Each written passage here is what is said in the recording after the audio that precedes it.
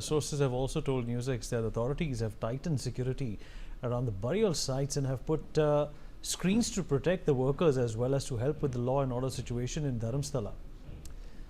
Belly, my colleague, still with us on the broadcast. Belly, what do we know about this? Obviously, when it comes to the local, sentiment around this entire crime, that is another challenge that the administration has to contend with. And why not? A lot of these people who live in Dharamsthala have spent decades in this city, have lost people as well. So they all are looking for closure.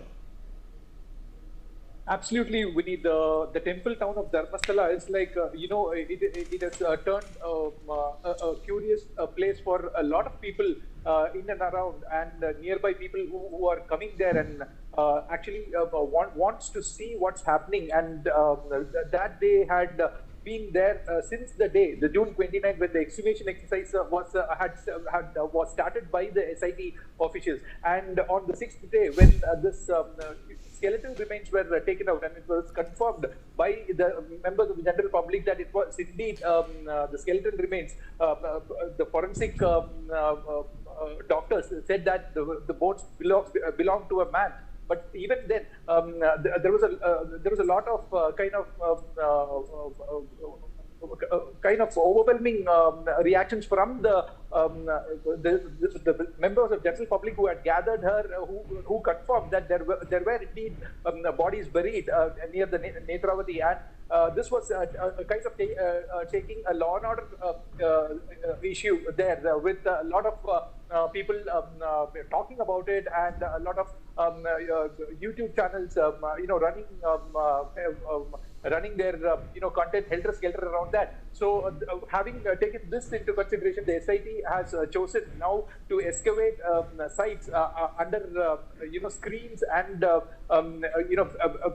not barricades actually, but they're not allowing anyone to come there except for the revenue officials or the helpers or the laborers who help them in digging or excavating those areas. But no other people are allowed even close by, and it is being conducted in a secretive manner so as to this shouldn't hamper the investigation. They also fear that if there would be an overwhelming reaction from the devotees, or if some law and order issue happens, then they won't be able to control it. So that's why the SIT is taking prevention, or they are kind of indulging in practices of deterrence, where they don't want to invite any trouble, and they want to do their job in a very clandestine way, and only when, like we earlier said, the boxes or the buckets come out, or the plastic bags with soils come out, only then we know that the team has got some samples that were collected and which would be sent to the FSL for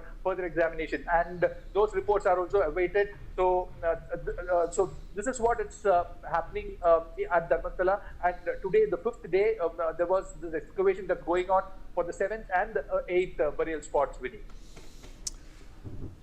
Belly, stay with us. Ashwini Dubey, advocate on record, still with us on the program. Ashwini, how do you feel about this, civic challenge that the administration is also likely to face? Because there is a challenge for recovering the bodies, because the allegations pertains to the year 2015, 2016, and even the bodies which will be recovered, it will be very difficult to identify that who was the victim. If we see the other side of the story, when I was going through an article which says the missing daughter and a silenced mother, means that the daughter is missing and mother was silenced.